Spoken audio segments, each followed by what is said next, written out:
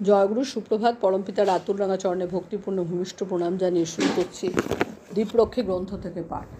কদিন ধরে বেশ বৃষ্টি। 2রা ভাদ্র বুধবার 1361, 18 আগস্ট 1954।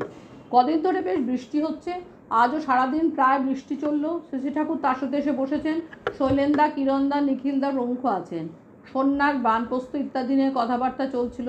তারপর কিছুক্ষণ চুপচাপ থাকার পর শ্রী ঠাকুর বলছেন, আমি আগে করতাম কি, রাস্তা দিয়ে যাওয়ার সময় রাস্তার দুদিকে কি আছে না আছে ভালো করে দৃষ্টি দিয়ে চলতাম। সব কিছুই ডিটেলস ঠিক রাখতাম। মনেও থাকতো অনেক। কোথায় বাঁশ গাছ আছে, কোথায় পাথরচুনি গাছ আছে, সব মনে থাকতো। নাম করতাম খুব, আর এগুলি অভ্যাস করতাম। কিরণদা, এরকম শুনেছি 40 মাইল স্পিডে একখানা গাড়ি গেলেও তার ভেতরে সব কিছু নাকি ঠিক ধরতে পারতেন। সেটা হ্যাঁ, ওই রকমই হতো। গাড়িতে কত মানুষ আছে তা কি ধরা যায়? তবে নোন ফেস থাকলে ধরা যেত। ধরো তুমি আছো কি আর কেউ আছে চেনা মানুষ, তা ঠিক ধরা যায়। নিখিলদা, কিন্তু এ তো অসম্ভব মনে হয়, যেন একটা ফটো তোলার মতো। সেটা হ্যাঁ, ফটো তোলার মতনই হয়। তুমি 2 দিন প্র্যাকটিস করো, তোমারও হবে না। পদ্মার কথা মনে পড়ে। একদিন সে কত মাইল দূর থেকে কালো কি একটা ভেসে আসছিল, মনে হলো মোষ। খুব ভালো করে দেখলাম, হ্যাঁ মোষই। কিরণদা, এটা কিভাবে ঠিক করলেন? শ্রী ঠাকুর, যেমন করে দেখে সেভাবেই, এর মধ্যে অলৌকিকত্ব কিছু নেই। আমরা তো সমস্ত ইন্দ্রিয়ের এক্সারসাইজ করি নে, আবার কয়েকটা যদিও করি একসাথে সবগুলো করি নে। আমি কিন্তু করতাম, পার্ট বাই পার্ট করে কিন্তু নয়। দেখার সাথে শোনার কী সম্বন্ধ, শোনার সাথে ঘ্রাণের কী সম্বন্ধ, ঘ্রাণের সাথে স্পর্শের কী সম্বন্ধ ইত্যাদি সবগুলি একসাথে করে প্র্যাকটিস করতাম। এডুকেশনের কতগুলি জিনিস দরকার, সেগুলি আমরা কালচার করিনি। তাতে এডুকেশন না হয়ে অজ্ঞতাই আসে। এই সম্বন্ধে আমি 7টা পয়েন্ট দিয়েছি। কি জানো সেগুলি? আমি খাতা খুলে দেখে পয়েন্টগুলি একে একে পড়লাম। কনসেন্ট্রিসিটি, সুকেন্দ্রিকতা; অ্যালার্টনেস, সতর্কতা; অ্যালিনিটি, তীব্রতা; ইনকিউজিটিভনেস, অনুসন্ধিৎসা; জুডিশিয়াস অ্যাটিটিউড, বিচার প্রবণতা; প্রেজেন্স অফ মাইন্ড, উপস্থিত বুদ্ধি; কর্ডিয়াল গো অফ লাইফ, হৃদ্য অনুচলন। সবগুলি পড়ার পর শ্রী ঠাকুর বলতে লাগলেন, প্রথমেই চাই সুকেন্দ্রিকতা। তোমার সব কিছু হওয়া চাই তাঁরই জন্য। তিনি যেন তোমার সবচাইতে মুখ্য হয়ে ওঠেন।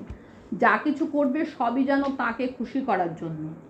তারপর চাই অ্যালার্টনেস, অর্থাৎ সতর্কতা। চারিদিকে সতর্ক দৃষ্টি রেখে চলতে হবে।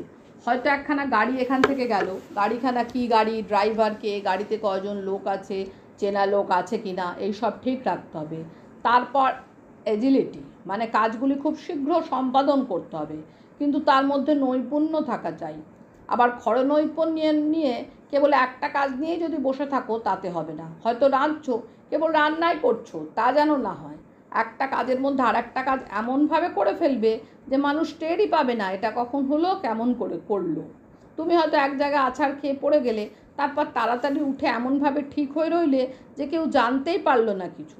সবাই ভাবলো এততেও কিছু হয়নি। সাথে সাথে চাই সন্দিগ্ধা, বেশ অনুসন্ধানী দৃষ্টি রেখে চলবে চারদিকে। ধরো তুমি চুপ করে বসে আছো। কেন বসে আছো? হয়তো ভালো লাগছে না। এই ভালো লাগা না লাগার কারণ কি সেটা বের করে ফেলবে। আবার ধরো তুমি 10 হাত দূরে আছো, কিন্তু আমার একটা চোখের ইঙ্গিত এই 10 হাত দূরত্বকে যেন 1 হাত করে ফেলে। টক করে যেন ধরতে পারে কখন কি প্রয়োজন আমার, তারপর সেটা মেটাতে পারো। তারপর কি বললাম? জুডিশিয়াস অ্যাটিটিউড, হ্যাঁ, বিচার করে পথ চলা। তার জন্য চাই বিধিকে জানা। কি করে কি হলো, কিসে কি হয়, কাকে কখন কিভাবে কোন কথা বললে তার ফল কি দাঁড়াতে পারে, সে বিষয়ে বেশ হিসাব করে চলবে। যদি কোনো কথা তোমাকে বলা হয় তবে সেটা অন্য কাউকে বলা উচিত কি না ভেবে দেখে বলবে। বললে হয়তো তার ভালোও হতে পারে, খারাপও হতে পারে, তাই বেশ বিচার করে দেখে বলবে। তারপর থাকা চাই উপস্থিত বুদ্ধি। বিশেষ বিশেষ ক্ষেত্রে কখন কি করতে হবে সে সম্বন্ধে বোধ যেন ঠিক থাকে।